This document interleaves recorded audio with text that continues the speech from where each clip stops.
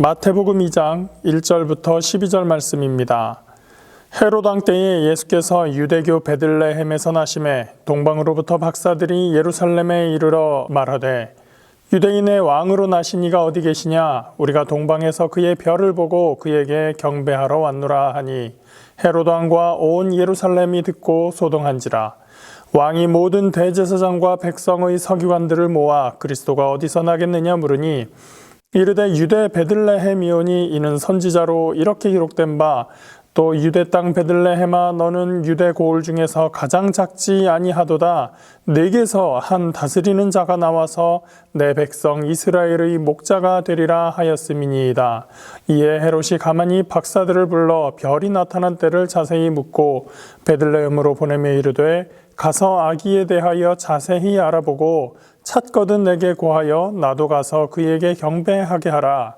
박사들이 왕의 말을 듣고 갈새 동방에서 보던 그 별이 문득 앞서 인도하여 가다가 아기 있는 곳 위에 머물러 서 있는지라. 그들이 별을 보고 매우 크게 기뻐하더라. 집에 들어가 아기와 그의 어머니 마리아가 함께 있는 것을 보고 엎드려 아기께 경배하고 보배합을 열어 황금과 유향과 모략을 예물로 드리니라. 그들은 꿈에 헤롯에게로 돌아가지 말라 지시하심을 받아 다른 길로 고국에 돌아가니라. 메리 크리스마스! 사실 메리 크리스마스는 12월 25일 성탄절에 하는 인사죠. 기쁜 성탄절이라는 뜻입니다. 목사님이 친구들 중에 몇 명하고 통화를 해보니까 이번 주에 시험인 친구들이 꽤 많이 있더라고요. 이번 주에 시험이 끝나면 우리는 곧바로 성탄절을 맞이하게 되는데 성탄절은 예수님의 탄생을 축하하는 날입니다. 목사님이 질문 하나 할게요. 여러분들은 세상에서 가장 좋아하는 사람이 누구인가요? 엄마, 아빠, 아니면 동생, 오빠, 누나? BTS? 나는 부모님보다 BTS가 더 좋아요 하는 친구가 있을지 모르겠어요. 자, 오늘은 내가 가장 좋아하는 엄마의 생일이라고 한번 해볼게요. 엄마 생일이라서 가족들이 함께 식사를 하러 가려고 했다면 이 생일 잔치의 주인공은 누구일까요?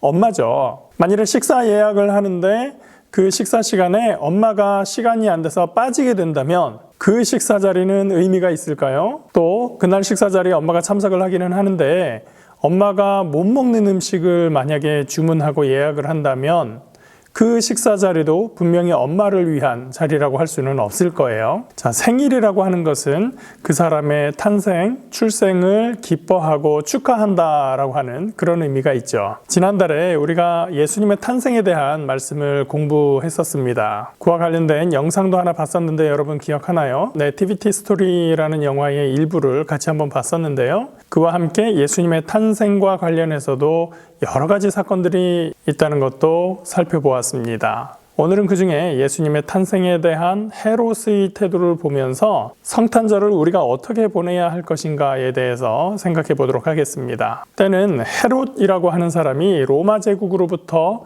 이스라엘을 다스릴 왕권을 위임받아서 통치하고 있었던 시절입니다. 이 헤롯은 헤롯 1세 혹은 헤롯 대왕이라고 알려진 사람이었어요. 헤롯은 정통 유대인이 아니었어요. 그래서 자신의 왕권에 대해서 늘 뭔가 정통성이 부족하다라는 생각을 가지고 있었고 그 정통성을 만회하기 위해서 백성들의 인기를 끌 수 있는 조치들을 계속해서 하게 됩니다. 그 중에 하나가 당시에 외소했었던 예루살렘 성전을 크고 멋지게 웅장하게 증축했었던 사람이죠. 그런 헤롯이 왕궁에 있던 어느 날 동방에서 온 박사들이라고 하는 사람들이 유대인의 왕으로 나신 아기가 어디 있는가? 우리가 왕의 별을 보고 그에게 경배하러 왔습니다 라고 하며 찾고 있었어요. 우리는 보통 동방 박사가 3명이라고 생각을 하지만 그것은 예물이 3종류라서 한 사람이 하나씩 드렸을 거야 그렇게 추정한 것이고요. 성경에는 동방 박사가 몇 명이었다라고 기록하지 않아요. 오늘 말씀을 보면 동방으로부터 박사들이 예루살렘에 이르렀다라고 기록하고 있죠. 헤롯과 온 유대 사람들이 소동할 정도였다라고 하면 동방에서의 여행객 3명 정도 때문에 그 도시 전체가 시끌벅적하고 소란이 벌어질 정도의 일은 아니었겠죠. 그래서 박사들의 수도 여러 명이었을 것이고 그들을 수행하는 사람들도 수십 명, 많으면 수백 명까지도 될 수 있을지 모르는 큰 규모의 사람들이 이스라엘에 왔었다라는 것을 추정할 수가 있습니다. 자, 그렇다면 이 사람들은 왜 처음부터 베들레헴으로 가지 않고 예루살렘으로 왔을까라는 생각을 해볼 수가 있지 않을까요? 우리가 생각하듯이 별이 이 동방박사들의 갈 길을 계속해서 인도해주고 동방박사들은 그 별을 보고 따라갔다 그러지 않았을 가능성이 높아요. 제일 큰 문제는 뭐냐면 행선지를 모르고 별만 따라가야 된다라고 가정을 했을 때 과연 그 가는 길이 어떻겠느냐라고 하는 거죠. 별만 보고 가야 되기 때문에 밤중에만 여행을 해야 돼요. 그것도 자체로 굉장히 쉽지 않을 뿐 아니라 당시에 가로등도 없고 뭐 자동차가 있어서 헤드라이트를 비추는 것도 아니고 손전등을 비추고 가는 것도 아닌데 밤중에 별 하나 하늘만 보고서 계속 걸어간다? 발밑에 뭐가 있을지도 모르고 굉장히 위험한 일이에요. 그런데 2절에 보면 이 사람들이 하는 말이 있어요. 유대인의 왕으로 나신 이가 어디 계시냐? 우리가 동방에서 그의 별을 보고 그에게 경배하러 왔노라. 별을 어디서 봤다고 하죠? 동방에서 그 별을 봤다고 얘기를 해요. 우리가 알고 있는 것처럼 그 별을 따라서 동방에서 왔다 이렇게 이야기하지 않는다는 거죠. 동방은 보통 페르시아를 이야기하는데 이 사람들은 그곳에서 천체를 관측하다가 별의 움직임을 보고 유대인의 왕의 탄생과 관련된 구약의 예언서의 내용과 연결해서 왕이 탄생하는구나 라는 결론을 내렸던 거죠. 그리고 목적지를 유대로 잡고 여행을 시작하게 되는데 유대 중에서 왕이 태어날 곳은 당연히 어딜까요? 왕궁이 있는 예루살렘이겠죠. 그래서 이 사람들은 별을 따라서 왔다기보다는 유대로 가야 되니까 예루살렘으로 가자. 예루살렘에 왕궁이 있으니까. 그래서 곧바로 예루살렘으로 오게 된 것입니다. 우리가 아는 대로 별을 따라서 왔다면 굳이 예루살렘에 들를 이유가 없죠. 왜냐하면 별이 예루살렘이 아니라 베들레헴으로 곧바로 안내를 하지 않았을까요? 그런데 다시 헤롯 입장으로 와서 헤롯은 가만히 왕궁에 앉아있다가 갑자기 왕이 태어났다고 하니까 큰일 난 거예요. 왜냐하면 자신은 이스라엘의 정통의 혈통을 가진 왕이 아닌데 왕이 태어났다. 예언 속에 그 왕이 탄생했다라고 하는 것은 자기나 자기의 자식들, 자기 가문의 이 왕권이 사라진다. 자기들이 쫓겨난다라는 것을 의미하는 것이기 때문에 이건 보통 일이 아니었던 것이죠. 그래서 긴급히 대제사장과 서기관들을 모아서 회의를 열게 되는 것입니다. 왕이 모든 대제사장과 백성의 서기관들을 모아 그리스도가 어디서 나겠느냐 물으니 이르되 유대 베들레헴이오니 이는 선지자로 이렇게 기록된 바 또 유대 땅 베들레헴아 너는 유대 고을 중에서 가장 작지 아니하도다. 내게서 한 다스리는 자가 나와서 내 백성 이스라엘의 목자가 되리라 하였음이니이다. 그럼 왕이 태어난다면 베들레헴에서 태어나겠구나라는 건 알았어요. 이제 헤롯은 음모를 꾸미게 됩니다.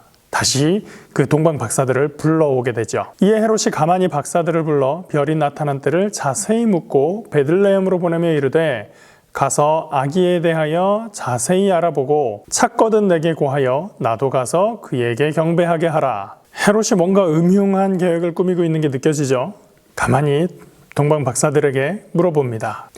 그래, 별이 언제 나타났다고? 그 별을 보고 여기까지 오는데 몇 달은 걸렸겠구만. 왕궁에는 태어난 아기가 없는데 우리가 조사해보니까 예언자들이 말하기를 왕으로 태어날 아기가 베들레헴에서 태어난다고 했어. 그러니 당신들은 베들레헴으로 가서 그 왕으로 태어난 아기가 있는지 자세히 좀 알아보고 나한테도 알려주시오. 이 나라에 새 왕이 나셨다는데 내가 가서 나도 경배를 좀 해야 되지 않겠소? 아하! 동방 박사들이 베들레헴으로 가게 된 것은 헤롯이 알려줬기 때문이네요. 실제로 예루살렘에서 베들레헴까지는 한 10km 정도밖에 되지 않는 거리라서 걸어서 가도 2-3시간 정도면 되는 거리라서 박사들은 헤롯을 만나고 나와서 지체 없이 베들레헴으로 떠나게 됩니다. 아마도 가는 길에 날이 어두워져서 별이 보이게 되었던 것 같아요. 박사들이 왕의 말을 듣고 갈새 동방에서 보던 그 별이 문득 앞서 인도하여 가다가 아기 있는 곳 위에 머물러 서 있는지라. 박사들이 예루살렘까지 오는 동안에 여행을 하면서 텐트를 치고 중간중간에서 잠을 잤겠죠. 그런 와중에 밤중에서 가끔 하늘을 보았을 때 그 별을 보았는지는 잘 모르겠지만 오늘 본문 말씀의 이 분위기를 보면 박사들이 별을 정말 오랜만에 보았다는 것을 알 수가 있어요. 10절을 보면 그 분위기가 더 분명하게 드러나죠. 그들이 별을 보고 매우 크게 기뻐하고 기뻐하더라. 이 박사들이 별을 보고서 굉장히 기뻐했다는 거예요. 이 사람들이 왜 이렇게 기뻐했을까요? 원래 이 사람들 생각하기에는 어땠어요? 이스라엘의 그 예루살렘에 가면, 그 왕궁으로 가면 왕이 우리 집에서 난 이 왕자 아기를 보시오. 이 아이가 앞으로 이 나라의 왕이 될 거예요 라고 소개를 시켜줄 줄 알았는데 거기 가니까 아기가 없다는 거예요. 이거 우리가 천체 관측을 잘못했나? 해석을 잘못한 거 아니야? 유대 예언이 그게 틀린 거 아니야? 걱정을 했을 거란 말이에요. 그래서 반신반의하면서 일단 베들레헴에 뭐가 있다고 하니 거기를 한번 가보자. 그렇게 가고 있는데 가는 길에 자기들이 그 고국에서 봤었던 그 하늘의 그 별을 다시 보게 된 거죠. 우리가 틀린 게 아닌가 봐. 저기 가면 뭐가 있나 봐. 라는 것을 알았기 때문에 그들이 정말 기뻐하고 또 기뻐했다라는 것을 이 성경에서 알려주고 있는 것이죠. 이렇게 동방박사들은 아기 예수가 있는 곳으로 찾아올 수 있었습니다. 그들은 아기에게 경배하고 준비해온 예물, 황금과 유향과 모략을 예수님께 선물로 드리게 되죠. 그리고 그들은 베들레헴에서 1박을 했을 거예요. 근데 자는 중에 누군가가 나타나서 너희는 헤롯으로 가지 말아라 하는 지시를 받습니다. 그래서 다음날 예루살렘으로 가지 않고 다른 길을 통해서 본국으로 돌아가게 됩니다. 자, 이렇게 동방박사의 이야기는 끝났어요. 근데 아직 여기서 해결되지 않은 이야기가 있죠. 뭐예요? 헤롯의 이야기입니다. 헤롯은 동방박사들을 보내놓고 안절부절 기다리고 있었을 거예요. 다음 날이 됐습니다. 하루 종일 기다리고 있는데 박사들이 오질 않아요. 그 베들레헴 그거 멀지도 않은데 왜 안 오지? 어젯밤에 너무 늦어서 제대로 못 찾았나? 오늘 하루만 더 기다려볼까? 그리고 다음 날이 됐을 거예요. 박사들이 오질 않아요. 이거 뭐지? 왕이 태어나긴 한 거야? 3세판인데 하루만 더 기다려봐. 그 다음 날이 됐어요. 박사들은 또 소식이 없어요. 며칠이 지났는지 모르지만 헤롯은 드디어 결심을 하게 됩니다. 이에 헤롯이 박사들에게 속은 줄 알고 심히 노하여 사람을 보내어 베들레헴과 그 모든 지경 안에 있는 사내 아이를 박사들에게 자세히 알아본 그때를 기준하여 2살부터 그 아래로 다 죽이니 헤롯은 드디어 속았다라는 것을 알게 되었습니다. 이것들이 내가 베들레헴에 가라고 알려줬는데 나한테 보고를 안 하고 딴 데로 샜구만. 안 되겠어. 혹시 모르니까 끝장내버려야겠어. 동방박사들은 어디로 갔든지 이제 상관없어요. 중요한 건 그 왕으로 태어났다는 아기가 있느냐 없느냐가 중요해요. 만일에 그 아이가 태어나 있다면 내가 이 왕권을 놓치게 될 것이기 때문에 아기를 없애버려야 되는 거예요. 헤롯은 베들레헴으로 사람을 보냅니다. 아마 군인들이었을지도 몰라요. 박사들에게 물어봤던 그 별이 나타났던 때를 기준으로 해서 안전방으로 2살 아래에 있는 모든 아이들은 다 죽이고 오라고 명령을 하게 됩니다.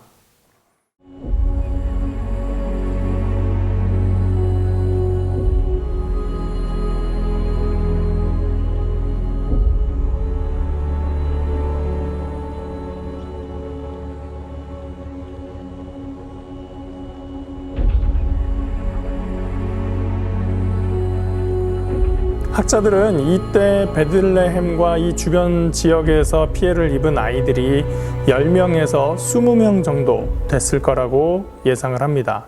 사실 베들레헴은 굉장히 작은 마을이었었거든요. 어떤 사람들은 이 마태복음 말고는 다른 곳에 어떤 역사책에도 베들레헴에 있었던 그런 사건에 대한 기록이 없기 때문에 헤롯이 아이들을 죽인 것은 사실이 아니다라고 주장하는 사람도 있습니다. 그렇지만 그 당시는 요즘처럼 뉴스가 많고 신문이 있다든지 아니면 SNS를 통해서 어떤 소식을 전한다든지 그런 시절이 아니기 때문에 종이도 굉장히 귀하고 그래서 역사가들도 꼭 필요한 것, 내가 써야 될 것들만 쓰게 되어 있었어요. 그 역사가가 관심을 가지지 않는 사건은 기록하지 않게 되어 있는 것이죠. 역사가들이 그 시대의 크고 작은 모든 일들을 다 나는 역사를 기록해야 돼 라고 하고서 다 기록하는 것이 아니라 자기가 생각하기에 이건 정말 중요한 사건이야 라고 생각하는 것들만 적기 때문에 그 모든 일들을 다 기록하지는 않는다는 거예요.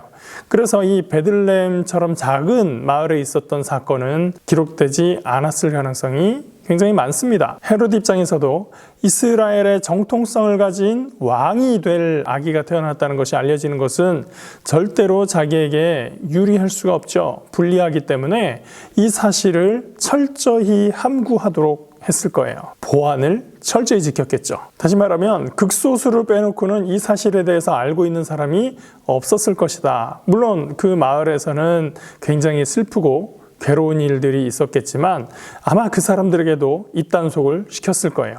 이 소문이 퍼져나가면 이 마을을 몰살시킬 거야 라든지 어떤 조치가 있었겠죠. 또 한 가지 가능성을 생각을 한다면 그 당시에 기록물이 그렇게 많지 않은데 그 중에 한두 사람이 더 기록을 했다 하더라도 그것이 유실되어 버리면 중간에 불타버린다든지 없어져 버렸다면 우리가 그 시대의 기록을 보지 못한다고 해서 그것이 사실이 아니다 라고 확언을 할 수는 없다는 거죠. 자, 이 사건을 보면서 성탄절을 대하는 두 가지 태도를 볼 수가 있습니다. 성탄절은 예수님의 탄생을 축하하는 날이라고 했죠. 동방 박사들은 저 멀리 페르시아로부터 아기 예수의 탄생을 축하하기 위해서 몇 달이 넘는 거리를 걸어서 이곳에 도착을 하고 경배를 했습니다. 그런데 헤롯과 같은 사람은 그 성탄절의 예수를 없애버리고 제거해야만 자기가 행복하고 자기가 기쁜 사람이었어요. 성탄절에 예수를 기뻐하기보다는 성탄절에 예수가 없어져야만 기쁜 사람이었죠. 오늘날의 성탄절을 보내는 사람도 그렇게 나뉘는 것 같아요. 우리는 예수님의 탄생을 기뻐하고 즐거워하며 서로 이 기쁨을 나누고 있습니다. 그러나 어떤 사람들은 성탄절에 예수님의 존재에 대해서 기억하고 싶지 않아 해요. 성탄절에 예수님에 대해서 이야기하는 거 싫어하죠.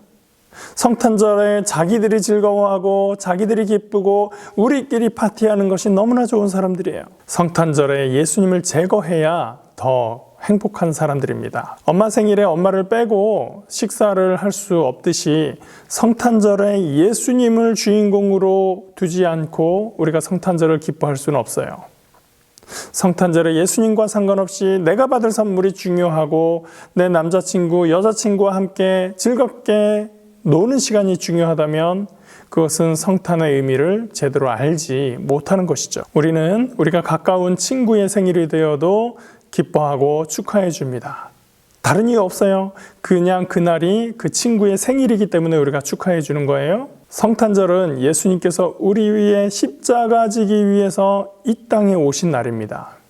친구의 생일은 그냥 친구가 태어난 것 자체로 축하하는 날이지만 성탄절은 그러한 일을 하시기 위해서 오신 예수님, 우리를 위해서 희생하기 위해 이 땅에 오신 하나님의 아들 독생자 예수 그리스도의 탄생을 감사하고 기뻐하는 날입니다. 그리고 죽음까지도 이기고 부활의 왕으로서 승리하실 주님을 기뻐하는 날이죠. 이번 성탄절은 코로나 때문에 어디 친구들과 놀러 간다든지 다른 곳에 다니기 쉽지 않은 기간입니다. 우리 교회는 해마다 성탄절을 앞두고 가지던 행사를 가졌었던 동부 한가족의 밤 행사를 금년에는 온라인으로 12월 24일 크리스마스 이브 저녁에 갖게 되었습니다. 우리 친구들 온라인으로 하는 그 행사에 함께 참여하면서 이번 성탄에 정말 상황도 이렇게 된 김에 집에서 예수님의 탄생을 생각하면서 우리 성도들과 함께 예수님의 탄생을 축하해야겠다. 그런 날로 삼을 수 있기를 바랍니다. 이번 기간을 통해서 성탄절의 의미를 다시 한번 묵상하고 예수님의 탄생을 기뻐하고 감사하는 우리 중고등부 친구들 되기를 축복합니다. 우리 서로 인사할까요? 메리 크리스마스! 함께 기도하겠습니다. 사랑의 하나님, 우리를 위해서 십자가 지기 위해 이 땅에 오신 그 사랑과 희생을 감사드립니다. 이 성탄절에 세상은 주님이 없어야 더 기쁘고 예수님 없이 더 행복한 자기들만의 축제의 시간으로 가지고 있지만 우리는 주님으로 인해 기뻐하고 주님 때문에 감사하는 이런 기간이 되기를 원합니다. 주님의 그 희생과 주님의 사랑을 다시 한번 묵상하는, 우리를 위해서 낮고 낮은 곳에 임하신 예수님의 그 은혜를 묵상하고 감사하는 우리 친구들 될 수 있도록 인도하여 주시옵소서. 그래서 우리의 삶을 통해서도 예수님처럼 우리도 또 서로 사랑하고 희생하며 주님의 마음을 우리 속에 품고 승리하여 나가는 친구들 될 수 있도록 인도하여 주시옵소서. 감사드리며 예수님의 이름으로 기도합니다. 아멘.